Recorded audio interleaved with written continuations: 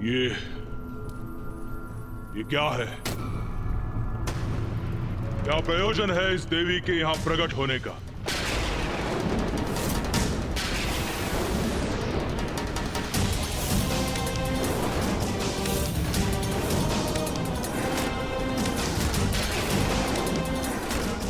ओह, तो आपके ही कारण विक्षिप्त अवस्था में पहुंचकर मैं इतना विचित्र व्यवहार कर रहा था। देवी, दो बातें। एक, अपनी मायावी शक्ति का भरपूर प्रयोग किया है आपने मुझ पर, मुझे प्रभावित कर रोकने का पूर्ण प्रयास किया है आपने। और दो, किंतु असफल हो गई आप। देखिए, मैं पुनः कुशल हो गया। इतनी अपार शक्ति है मेरी। त्रिकुर, तू अब अपना अंतिम अवसर भी गवा चुका है। मैं त्रिकुर किस प्रकार अपने अवसर का प्रयोग करता हूं, यह अभी आपको ज्ञात होगा देवी।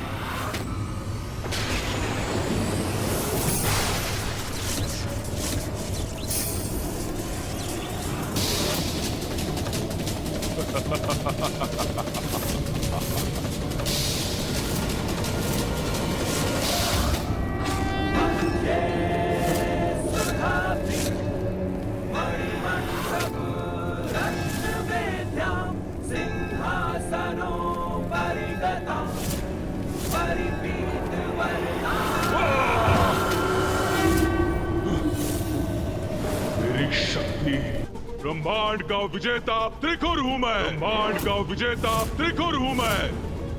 उससे उलझने का परिणाम ज्ञात भी है तुम्हें। मैंने नारायण को आतंकित करके लौटा दिया। अपनी शक्ति के प्रभाव से ब्रह्मदेव को भी झुका दिया। और वो महादेव मेरे भय से आक्रांत होके कहीं दूर ही चले गए। हटो, और मैं आपकी सृष्टि को नष्ट कर दूंगा। आपके इस दुस्साहस का दंड दूंगा। दंड तो अब तुझे प्राप्त होगा।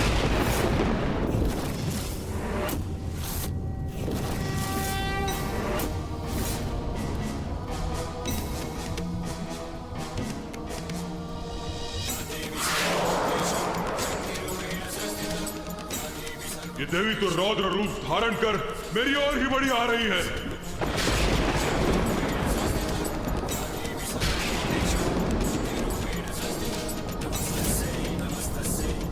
अत्यंत भयंकर प्रतीत हो रही है ये देवी। कदाचित पीछे हटने में ही मेरी भलाई है।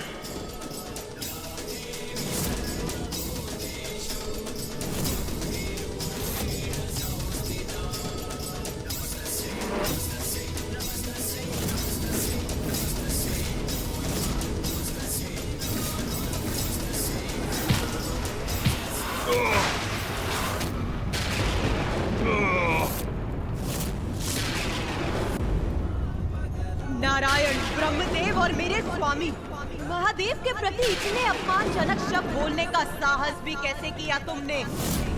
जिस जिवा से तुमने त्रिदेवों का अनादर किया है, जिस जिवा से तुमने ये कहा है कि तुम मेरी ही सृष्टि को नष्ट कर दोगे, अब उस जिवा को ही खींच लूंगी मैं।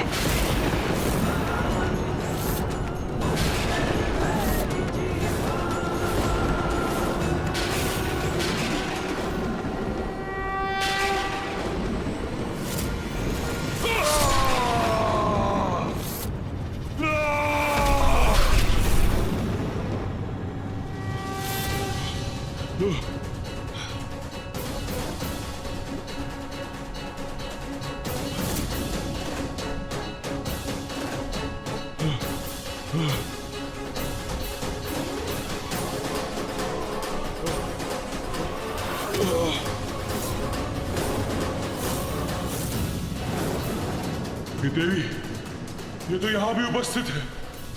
अब मैं तुम पर मोहन उच्चाटन के साथ साथ मारण विद्या का भी प्रयोग करूंगी।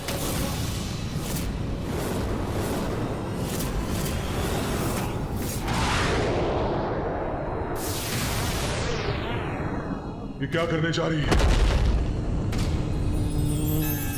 जय जय हो जय मां बगलामुखी, जय जय हो जय मां बगलामुखी, जय जय हो जय मां। ये विकराल आकृतियां मुझ पर आक्रमण करने जा रही है। कहां भागूं? कैसे करूं अपनी रक्षा?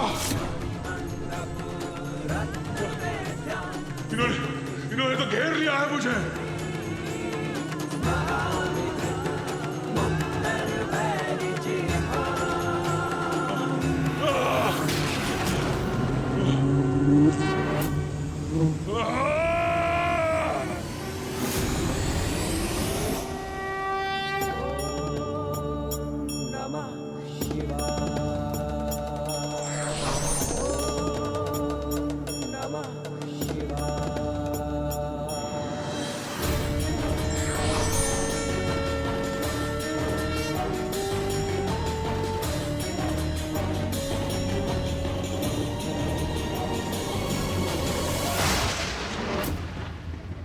वो त्रिकुट जो ब्रह्मांड पर विजय पाने का स्वप्न देख रहा था, मैंने उसे कण कण में खंडित कर रसातल पर बिखेर दिया।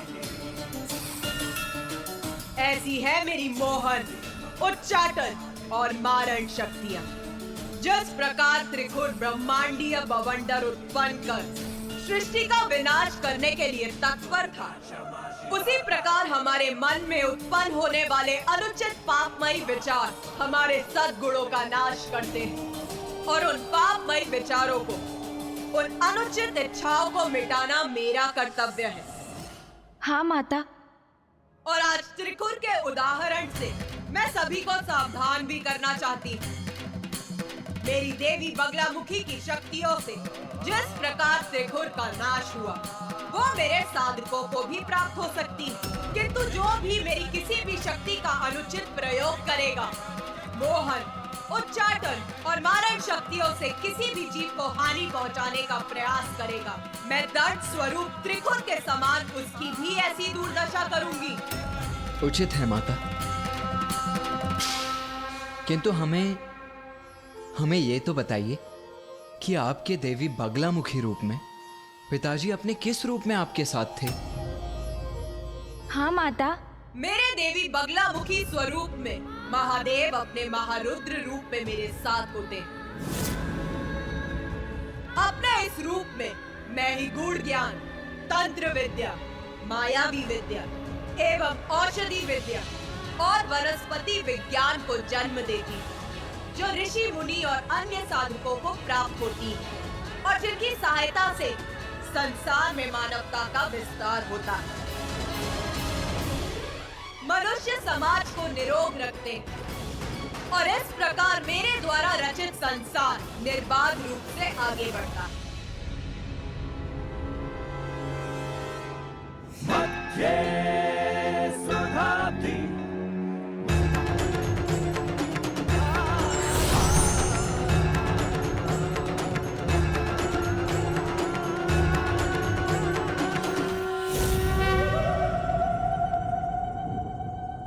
माता, किंतु मैं अभी भी ये नहीं समझ सका कि आप सर्वप्रथम माँ मातंगी का स्वरूप धारण कर क्यों प्रकट हुई? उसका क्या रहस्य था माता? प्रत्येक घटना का एक उचित समय होता है गणेश, और अब वो उचित समय आ गया है जब मैं तुम्हें अपनी मातंगी अवतार की कथा बताऊं। बगलामुखी अवतार लेने का उद्देश्य मैं समझ गया, किंतु मैं अभी भी ये नहीं समझ सका कि आप सर्वप्रथम माँ मातंगी का स्वरूप धारण कर क्यों प्रकट हुई? उसका क्या रहस्य था माता? गणेश, समय आने पर ही मैं संपूर्ण ज्ञान देती हूँ, सभी रहस्यों को उजागर करती हूँ। और अब समय आ चुका है कि मैं तुम्हें अपने उस रूप की कथा विस्तार से बताऊं, जिसका रहस्य ज्ञात करने के लिए तुम अति इच्छुक हो।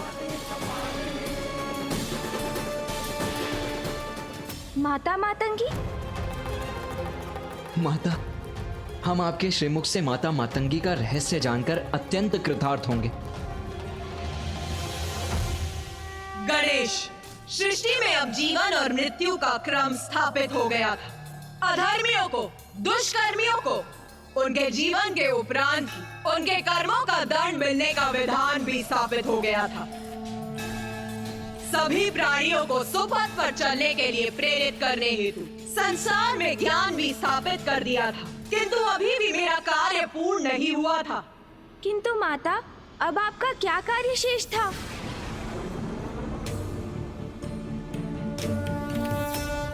हाँ माँ, बताइए माँ। गूढ़ ज्ञान समझना कठिन होता है गणेश। उसे जन सामान्य तक पहुंचाकर उसका प्रसार करने हेतु उसमें रस का मिश्रण करना अत्यंत आवश्यक था, और ये कार्य एक लेखक, एक कलाकार ही कर सकते थे।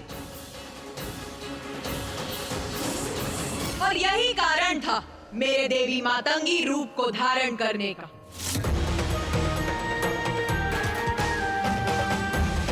क्योंकि अपने इस रूप में मैं अपने भक्तों के द्वारा संसार में ऐसी और कला आदि का सृजन करती हूँ जिनसे जुड़कर प्राणी पाप कर्म से दूर रहे और संसार का कर्म निर्बाध रूप से आगे बढ़ता रहे।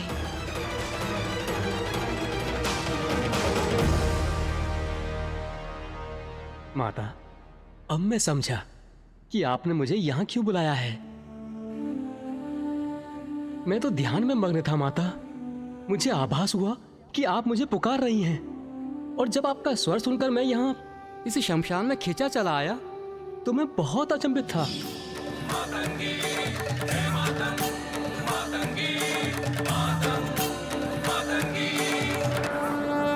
किंतु अब मुझे स्पष्ट हुआ कि ये आपकी ही लीला है, और आपने अपनी ही लीला का ग्रंथ रचने के लिए मुझे यहाँ पर बुलाया है। हाँ पुत्र मार्कंडे, मेरी इच्छा है कि तुम मेरी समस्त लीलाओं का विस्तृत विवरण देने वाली पुराण की रचना करो, और उस पुराण का नाम होगा मार्कंडेय पुराण।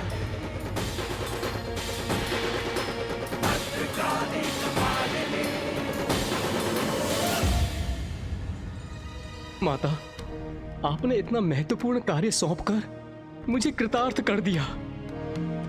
माता, इसी क्रम में मुझे बताने की कृपा करें कि जो भक्त संपूर्ण निष्ठा और भक्ति से आपके दैवी मातंगी रूप की साधना करते हैं, उनको आपकी कृपा स्वरूप क्या फल प्राप्त होता है? देवी मातंगी रूप में मेरी पूजा करने से मेरे भक्तों को वाक शक्ति और उच्च कलाओं की सिद्धि प्राप्त होती।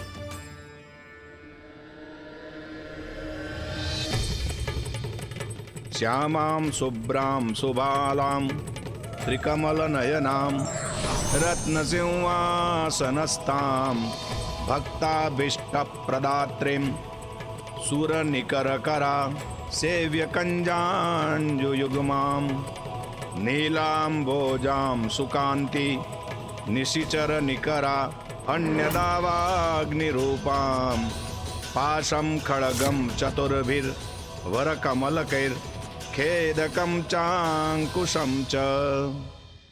प्रणाम माता।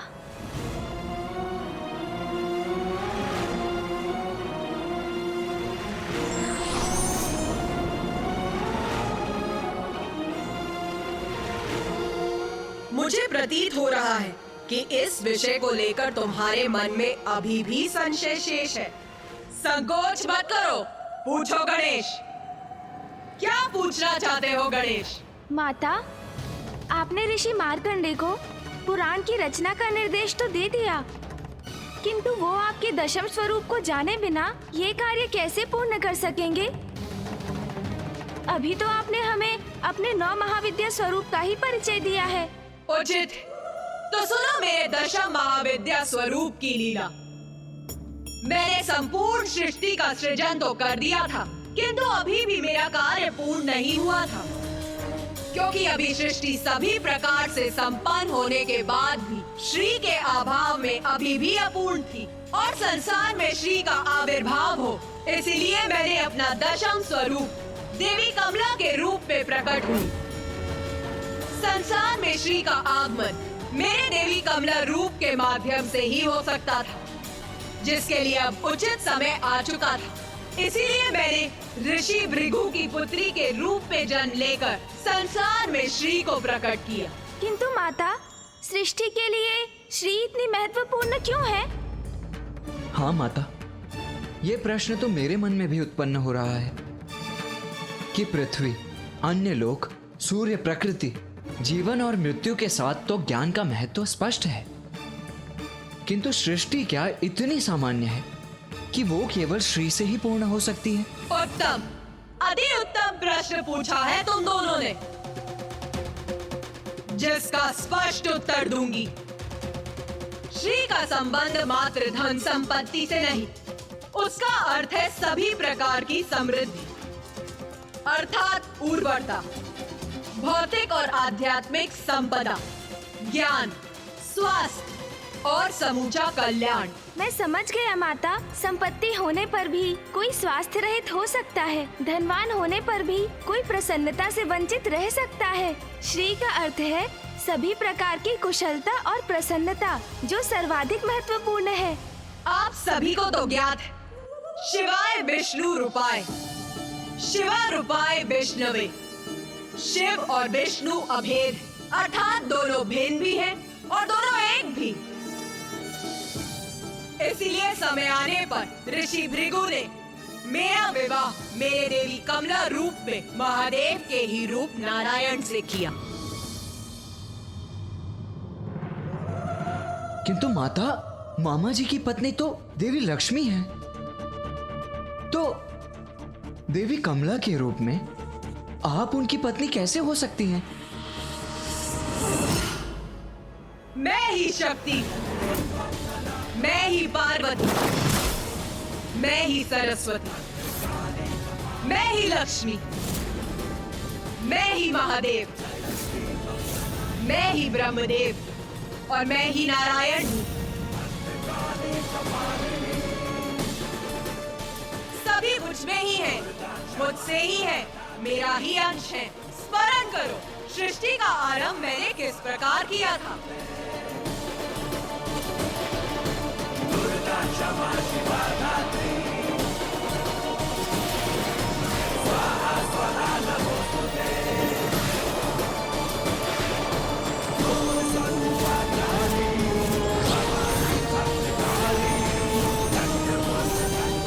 समस्त त्रिदेव और त्रिदेवियां मुझसे ही उत्पन्न हुए, नारायण और देवी लक्ष्मी भी। क्योंकि देवी लक्ष्मी कमल पुष्प पर वास करती, इसीलिए उनका नाम कमला पड़ा।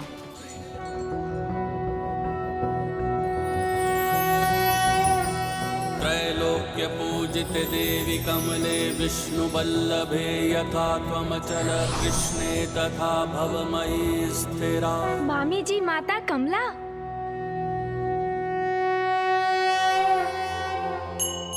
माता, आपके श्री मुख से आपके समस्त महाविद्या के रूपों का विस्तृत वर्णन सुनकर हम कृतार्थ हुए, और अब देवी श्री महालक्ष्मी की कृपा से भी हम लाभान्वित हुए हैं। माता, अब हमें ये भी बताइए कि आपके इस रूप की पूजा करने से आपके भक्तों पर आपकी कृपा किस प्रकार होती है? मेरे अर्थात देवी कमला के रूप में माता संसार की श्री अर्थात देवी लक्ष्मी के रूप में होती हैं। किंतु श्रीहीन होने का अर्थ है कांति से रिक्त होना। श्री के अभाव में सभी धन, संपत्ति, विद्या आदि व्यर्थ है, वे शीघ्र ही नष्ट हो जाते हैं। संसार को श्री युक्त करने हेतु ही श्री महाकाली मुझे प्रकट करती हैं।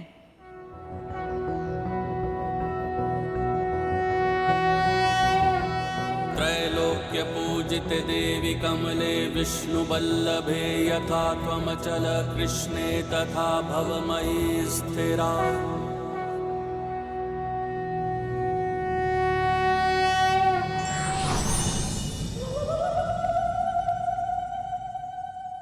इस प्रकार मैं अपने महाविद्या स्वरूपों के माध्यम से संसार का सृजन करती, और उस संपूर्ण अवधि में महादेव मेरे साथ होते। वो शक्तिशाली हैं, क्योंकि उनकी शक्ति मेरे रूप में उनके साथ होती। संसार में जो भी शक्ति व्याप्त है वो मुझसे ही है। प्रत्येक प्राण में अर्थात देव दानव, पशु पक्षी, पेड़ पौधे, सूर्य चंद्रमा, उन सभी की शक्ति मुझसे ही है। उन सभी के कण कण की शक्ति मैं ही हूँ। मुझसे ही ये संसार है।